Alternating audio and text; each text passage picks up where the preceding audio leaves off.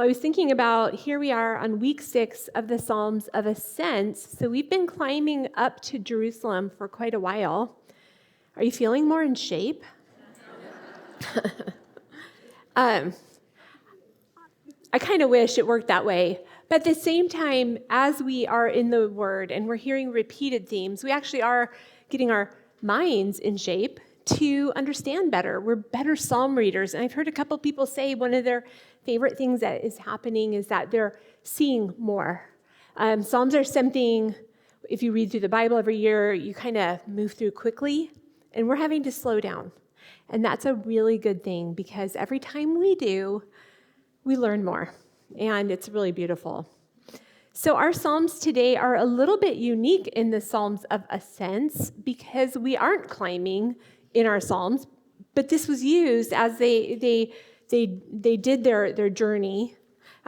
They would sing these Psalms, but they actually are wisdom Psalms. So you might have noticed a little bit of a difference with them. And wisdom literature is kind of a sub-genre of what we have been looking at in the Psalms. And there's whole books of the Bible written, like the book of Proverbs is a wisdom literature. It's also poetry.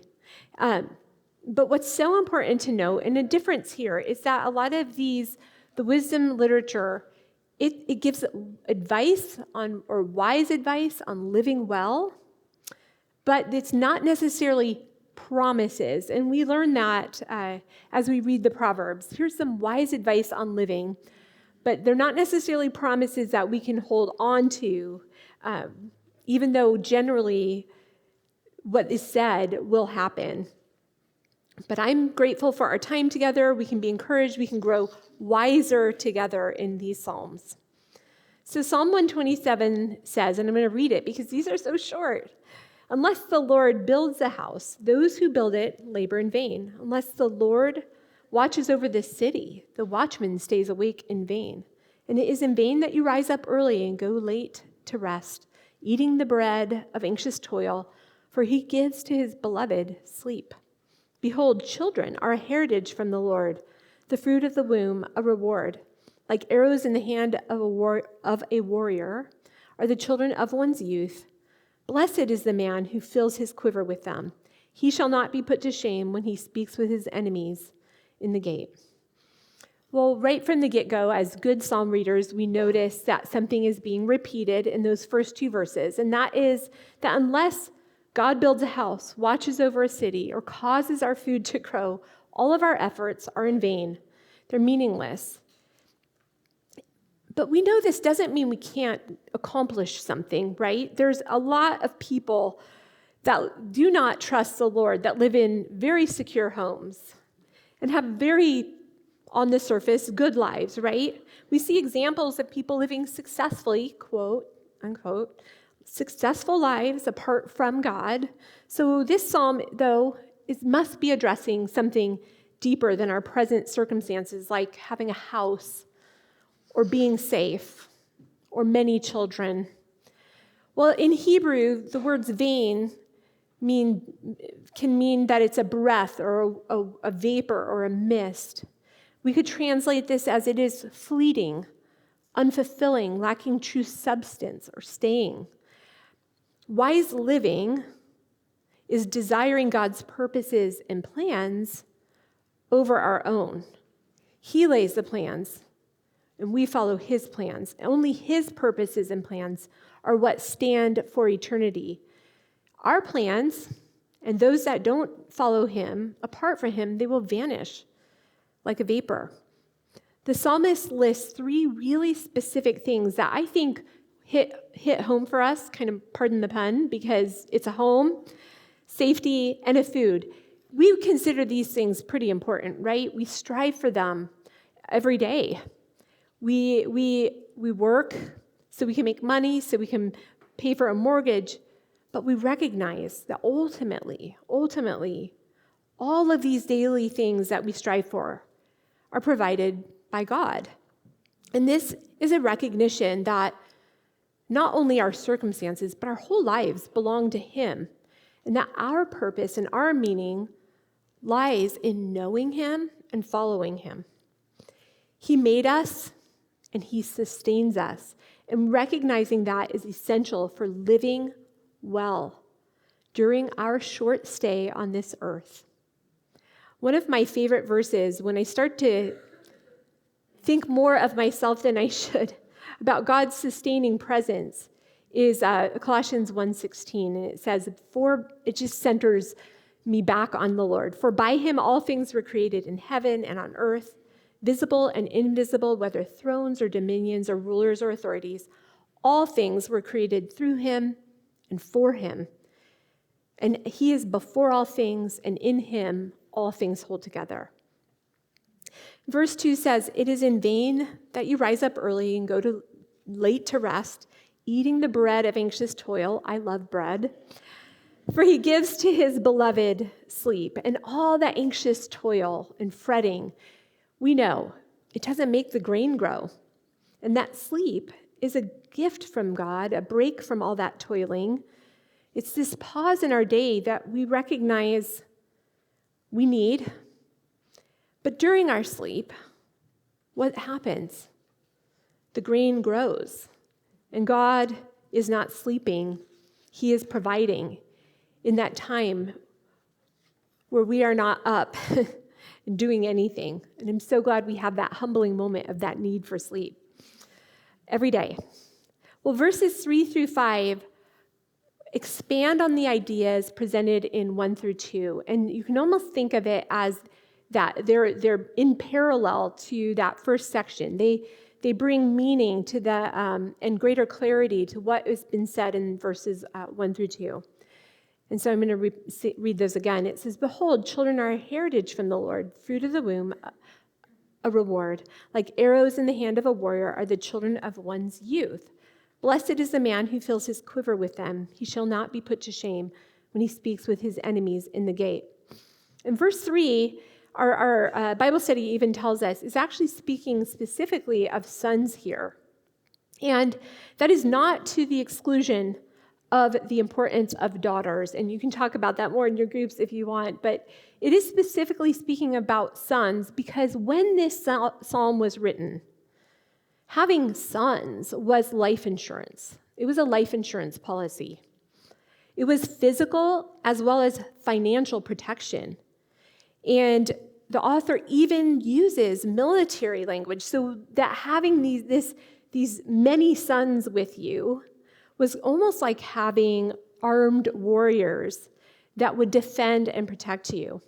And when confronted it says by enemies in the city's gate, a man with a quiver of sons behind him is protected, safe from attack, literally. And as one aged in Israel, there was nowhere to go. It was your children, it was your sons that would take over providing for you food and protection. And they were a form of salvation from the threat of starvation and enemies and even bodily weakness. The psalmist acknowledges that all of these are provisions from the Lord. So, what does that mean for us today? We don't live there then, right?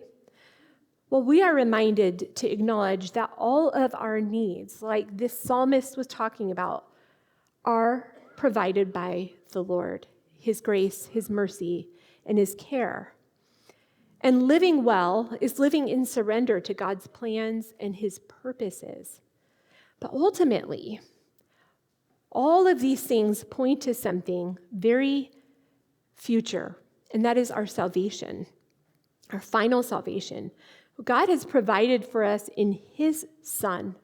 We have a Son provided for us too, and it's Jesus. And he offers us salvation and eternal life. He is the one who keeps, protects our souls for him in eternity and for eternity. All of the things that this psalm addresses, they're temporary, right? Homes are temporary. Food is temporary. We eat it for a moment and we're hungry way too soon. But it's pointing towards a time when these things will be permanent in Jesus. And I think of Christians all over that they don't necessarily have a home or food or even personal safety. This is pointing to something more and something more eternal. Well, we cannot help ourselves but go to Revelation. And I think that the reason it's on our minds and even in our Bible study is because this is the culmination of God's plan, right? So many of the things we read end here. This is where it was all going in Revelation. So Jesus describes our salvation, and see if you hear any parallels to what this psalm might be talking about providing for us and what God provides.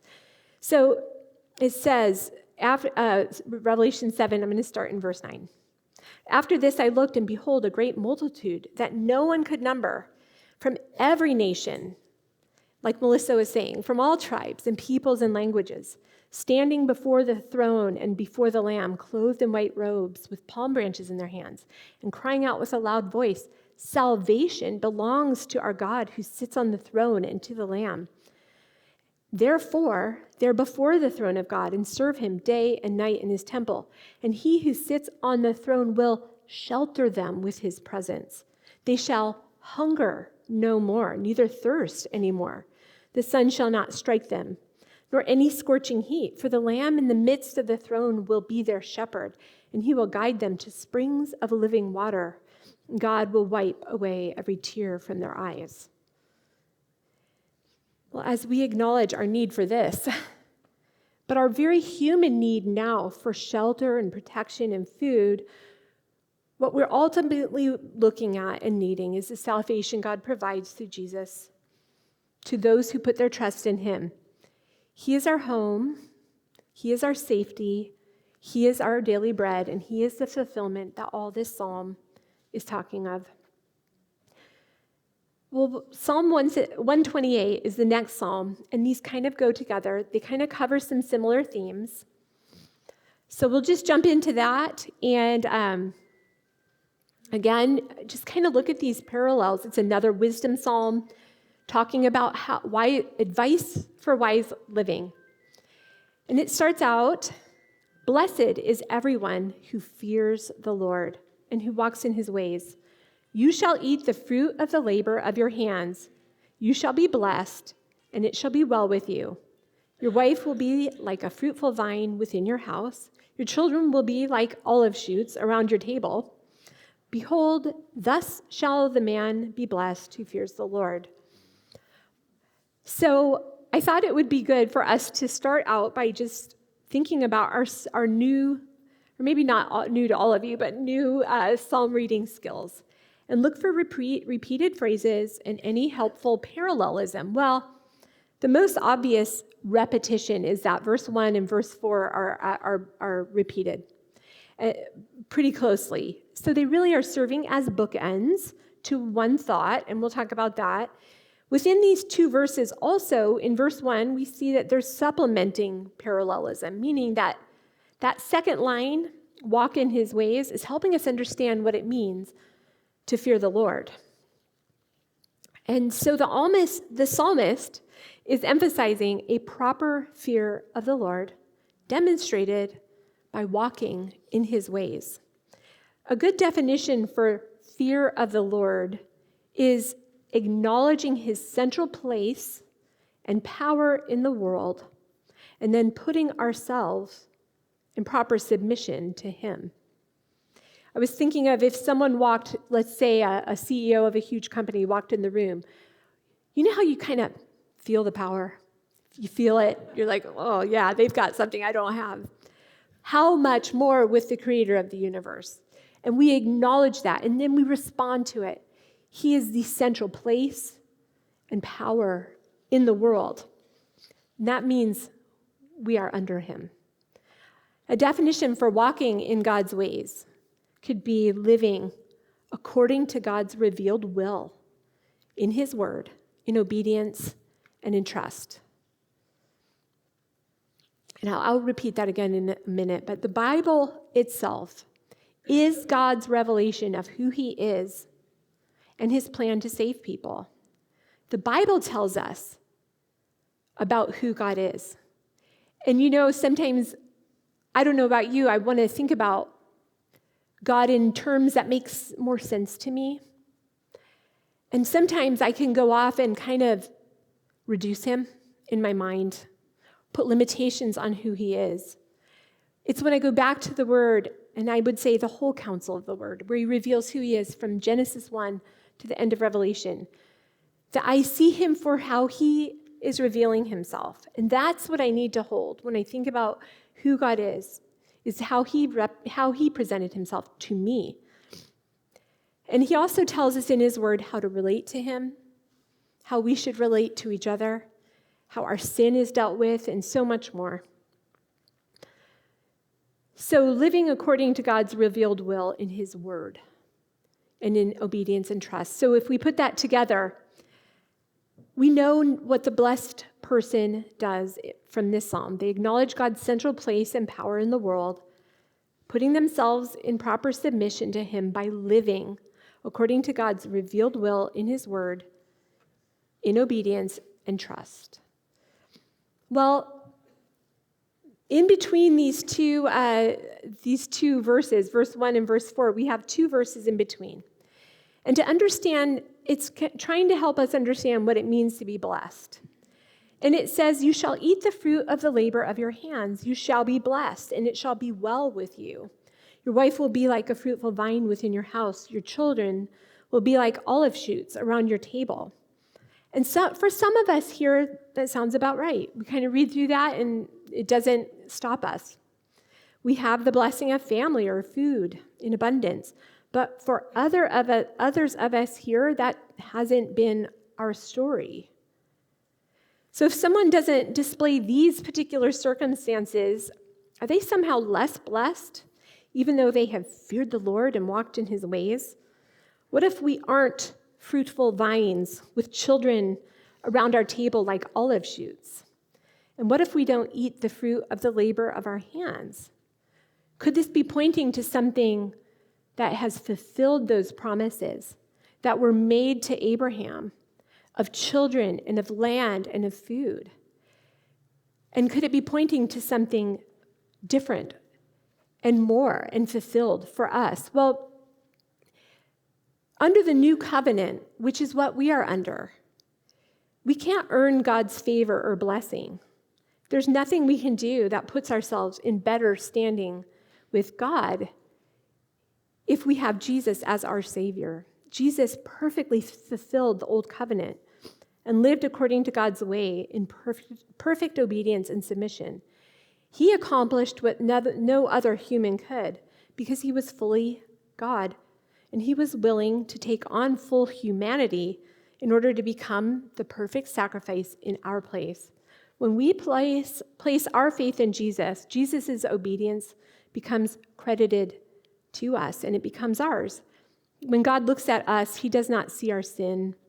He sees Jesus' sinlessness. Can you imagine anything more blessed than that? For us, I like to distinguish between capital B blessed and lower b blessed. And true blessedness is found in belonging to Jesus, in the fulfillment of the promise God made and his plan to rescue and to save a people for himself. Blessedness is found in the forgiveness he offers for our sin through his blood and the reconciliation that he wrought on the cross, paying that high price for our sin. It's a return to right relationship with our Creator God through his Son and our resurrected Jesus Christ. That is capital B, blessed. So is it okay, though, to ask God for material or physical needs? Well, yes. The Bible makes it really clear. We can make our petitions and our requests made to God. And that's here in this psalm too. There is a sense of this desire that we all have for the good life. We do. We have it.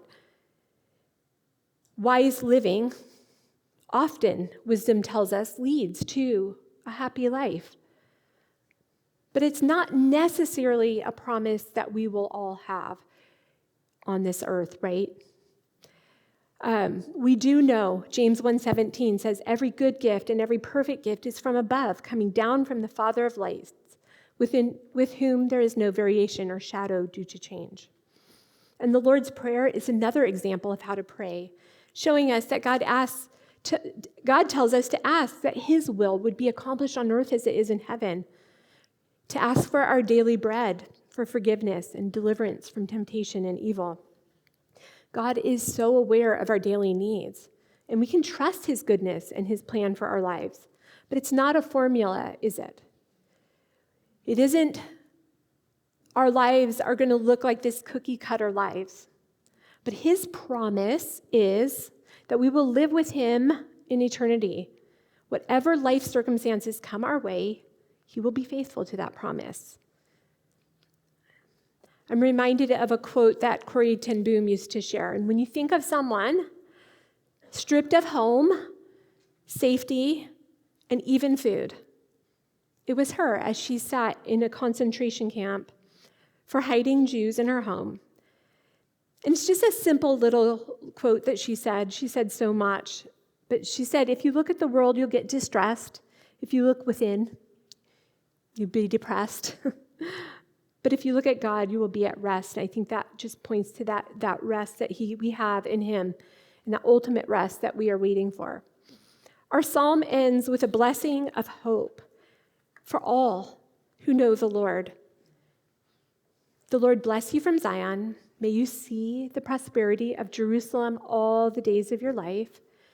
May you see your children's children, and peace be upon Israel. Just a beautiful ending. And it's, as we've talked about before in other weeks, the hope of Zion, the hope of Jerusalem, and that peace is a forward-looking hope that will be fully accomplished when Jesus returns. As a church, as a family, this prayer is for us, and it holds in it the promise of salvation, God's presence now and forever.